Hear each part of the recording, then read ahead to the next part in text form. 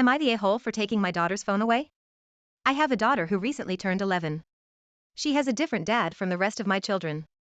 Whenever one of my kids turns 12, I buy them their first phone, which is usually a cheap phone because I don't think a kid needs an expensive phone. She has been complaining recently and asking me to buy her a phone because all her friends have one. I told her she has to wait like her siblings did. So imagine my surprise when today she came home from her dad's and had a phone with her, and not just a cheap phone. I don't know much about phones, but it looked expensive. I was furious, so I took her phone away and told her she is not getting it back until she turns 12. She started to cry and called her dad, who called me an a-hole for taking the phone away. I told him he had no right to buy that for her and she should have got a cheap phone at her 12th birthday like the rest of her siblings. The top comment is: was there any agreement between you and her father about him not buying her a phone? The second comment is: yes, you are the a-hole. He, the dad, has every right to buy his daughter a phone. You can limit her usage while she is at your place, but you have no right to take it away from her, and you don't get to dictate what her dad chooses to buy her. The third comment is: yes, you are the a-hole. Why can you make a decision about the kid, but her father can't? Am I the a-hole for telling my wife our son's mental health should be more important to her than her sister's physical health? Last month, my son Will, 17, and my wife's sister Michelle, 22, got into a car accident and had to be hospitalized. Will had some painful but not life-threatening injuries, broken ribs, leg, some bruising, but has been deeply traumatized and distressed, and mostly just guilty because he was driving, and Michelle was injured far worse. She had major head, spinal and chest injuries, clinically died multiple times, and it seemed very unlikely that she would survive for the first 2 or so weeks after the accident. My wife ever since the accident has been completely focused on Michelle and has barely had any time for Will. When I told her I think Will has PTSD, she spoke to him for an hour and then went back to the hospital and has expected me to handle everything. I don't mind taking care of the house or our other 2 kids, but I feel like I'm out of depth with Will and genuinely need her help and support there, but she's always at the hospital. I haven't told her anything yet, but now that Michelle has finally started to recover and talk clearly and walk, I told my wife that I understand what she's going through, but she needs to spend time helping Will with his mental trauma because it looks like she doesn't care about it from where I'm standing. She got so upset. She said Michelle, who's about 20 years younger, is like her first child, but I said Will is actually her first child and needs her more, while Michelle has her own parents to take care of her, plus the title of the post verbatim. She accused me of not sympathizing with her and said she can't even go 1 minute without thinking about Michelle and how she won't be able to live independently for months, if not years, but I said that should be her parents' problem, while Will should be hers. She started crying and hasn't said anything else. I've been giving her some space ever since, and I'm starting to feel a little guilty. Edit, just clarifying some details. Will wasn't at fault for the accident, the other driver was. Nobody blames him, not even Michelle. Just himself.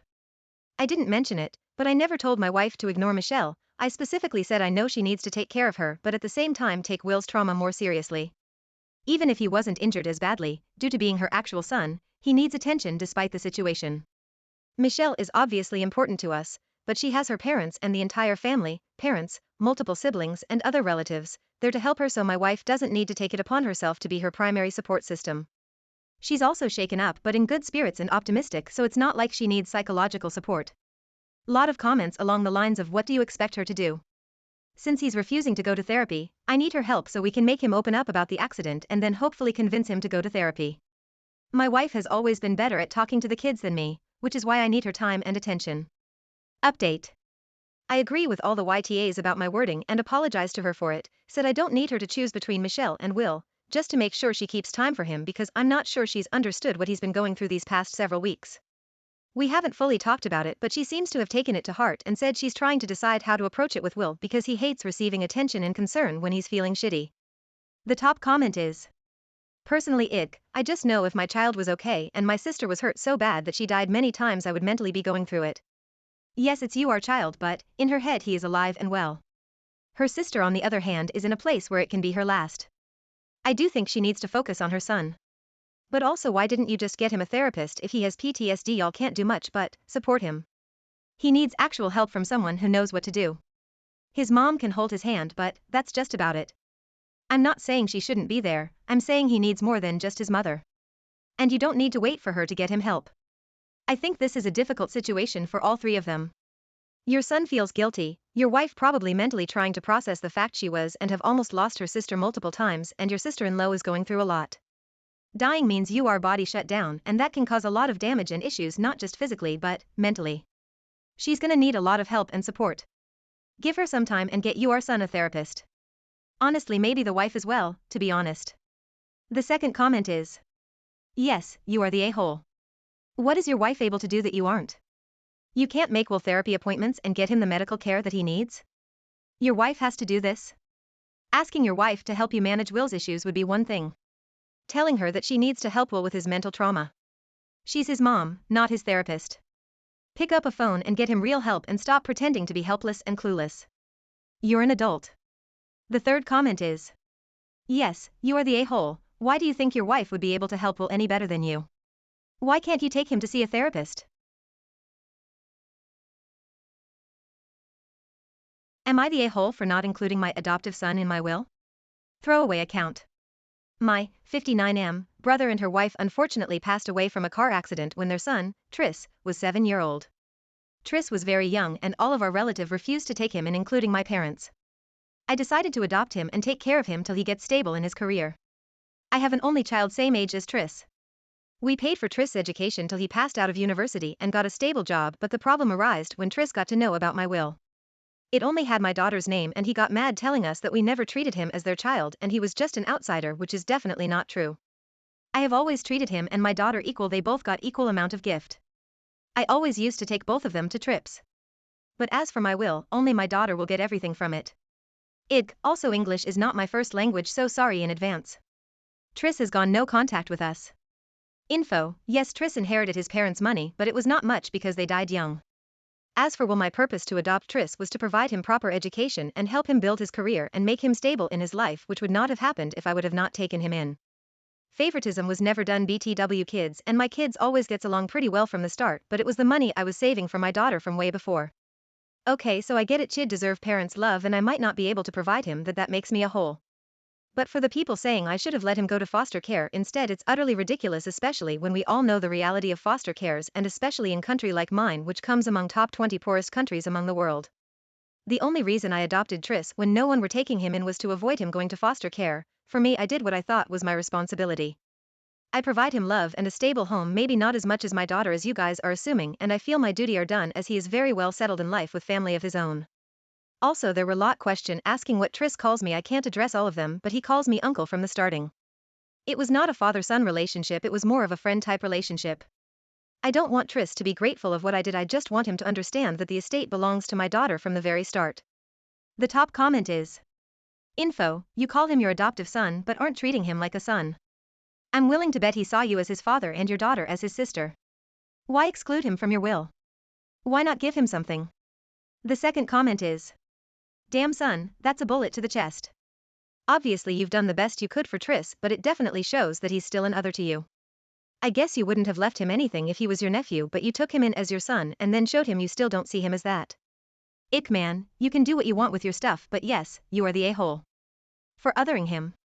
The third comment is, yes, you are the a-hole, since he's not wrong. You don't see him as your child, you see him still as my brother's son that I took in because no one else would. That's what he thinks because of the will, and from what you said, that's what you think too. How did he even find out about the will? Am I the a-hole for telling my girlfriend what her chicken nuggets are made of? Throwaway account because my friends know my account and I don't want to embarrass my girlfriend. I am 26, have been dating my girlfriend F, 24, for almost a year. I have been vegetarian for 2 years, while my girlfriend doesn't eat many things, because she finds them disgusting. Just the smell of certain things, often vegetables, to my detriment, can make her throw up. I haven't talked to her much about vegetarianism because I know she's not a big fan of it, which is fine. Until the last time we were at McDonald's together. She ate a lot of her meals there because she likes almost all of it. She's more into siggy things and fast food. I bought a veggie burger and fries while she treated herself to a 20-pack of chicken nuggets. The afternoon was going well overall until she suddenly started making fun of me. She laughed about how it would be weird to eat here as a vegetarian and that I must hate the veggie burger and only eat it because there is nothing else for me. I was slightly irritated by this because she has never said anything about the subject before, and because of this I stamped the statement as a joke. Throughout the meal she made odd comments until suddenly she said in a mocking tone, "At least I don't eat grass." I laughed at that and amusedly responded with, "But at least I don't eat shredded chicks." She then stared at me in shock and then looked at her food and asked me what I meant. Confused, I explained to her that chicken nuggets from fast food restaurants are usually just chicks that have been thrown into the shredder. Upon my explanation, she choked briefly and I was about to ask her if everything was okay until she suddenly threw up on the table. The staff rushed to her but she had already started crying and ashamedly sank into the bench she was sitting on. I tried to de-escalate the situation and told her I didn't mean it, whereupon she stormed out of the McDonald's. I apologized to the staff for the trouble and hurried after her. Unfortunately for me, she was already gone with our car, so I called a cab. We live in a rather remote house. I inherited this house from my grandmother and suggested my girlfriend move in with me as I often only had the opportunity to visit her on weekends. I waited for her to open the door, which she did only after the cab driver drove away. Then she didn't even look me in the eyes before she went back into the bedroom. I ran after her and saw that she was packing a bag, whereupon I asked her what she was up to. She burst into tears again and reproached me for saying something like that when I knew what it would do to her and that I would know what it meant to her. I did not answer because she was already crying and let the matter take its course.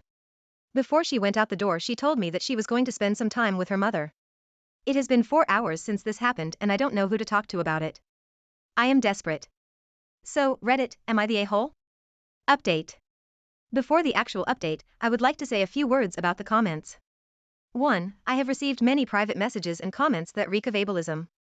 My girlfriend doesn't have a disability and if she did it wouldn't be anything to insult her about. 2. Some of you wrote that the chicken nuggets are not made from shredded chicks.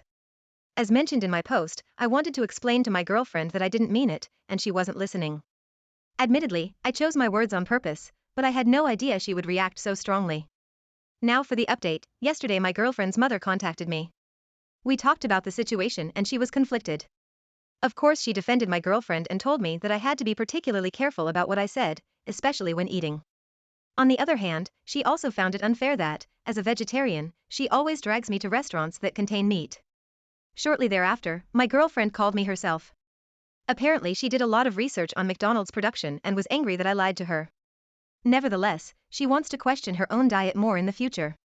I apologized for not thinking of her at the time. She and her mother talked and she apologized to me for laughing at me. Overall, the whole situation was a bit childish. My girlfriend and I want to meet up again today and talk about it face to face. I suggested speaking at McDonald's as a joke. She then hung up on me and texted me that I'm an a-hole, that she loves me and that we'll meet at my place. So, I guess no more McDonald's for us. She plans to see the doctor next week about her vomiting. I'll accompany her. Your comments showed me that I should take the topic a little more seriously. That's why I'll show my girlfriend this post today. Wish me luck, smiley face. The top comment is: everyone sucks here. For one thing, chicken nuggets are not made of baby chicks. But she must have known that they were made from dead chickens and, at 24, should have known that the process was not likely to be pretty. And you know that she's prone to vomit easily. But what was she doing making fun of your dietary choices in the first place? Her behavior was rude and unacceptable. Was she really irritated about something else? She says she needs to spend some time at her mother's, so the only reasonable thing you can do is to let her spend some time with her mother's. Get some sleep. See if she wants to talk tomorrow. The second comment is: info, do you understand McDonald's chicken nuggets are not made out of shredded chicks? I am not denying the horrors of the meat industry and the mechanical slaughter of chicks, but they are not then used in McDonald's nuggets. There are plenty of true things about the meat industry that would put your GF off, but I can't tell if you lied knowingly or really thought that's what the nuggets were made out of. Edit because a few people have brought it up, but I'm not interested in getting into an endless circular debate about whether the lies are equal. In my opinion, the girlfriend lying about veggie burgers being made of grass is an apples and oranges comparison for the following reasons. 1. Vegetarian food being made of grass is a common obnoxious criticism every vegetarian and vegan has had from their irritating relatives who think a meal isn't complete unless an animal has died for it. There is an unspoken understanding that everyone involved knows it's not literally true. So while the girlfriend was technically also lying, no reasonable person would believe it and I don't think she expected OP to. This is not true for the shredded chicks in nuggets statement, because as I said, the meat industry is horrendous and mechanical slaughter, shredding, does happen. So a reasonable person could believe the resulting carnage may end up in a nugget, and OP was at best risking her believing him, and at worst wanting her to. 2. The imagery of shredded chicks is obviously a lot more extreme and emotive than grass in a bun. Therefore if OP believed B was telling the truth, it's 50-50 everyone sucks here due to his GF being irritating and obnoxious, but if he knew his statement wasn't true then it's more like 75/25. Edit 2, and yes, the birds are slaughtered, not shredded though, very young and could still be argued to be chicks. That would be one of the true horrors of the meat industry that he could have said. The third comment is, so no one's talking about his GF statement, at least I don't eat grass. Fair enough Redditors, fair enough. P.S. I'm not a vegetarian. Am I the a-hole for demanding my family accommodates my wife's food issues? My 25F wife, 26F, has struggled with food all her life.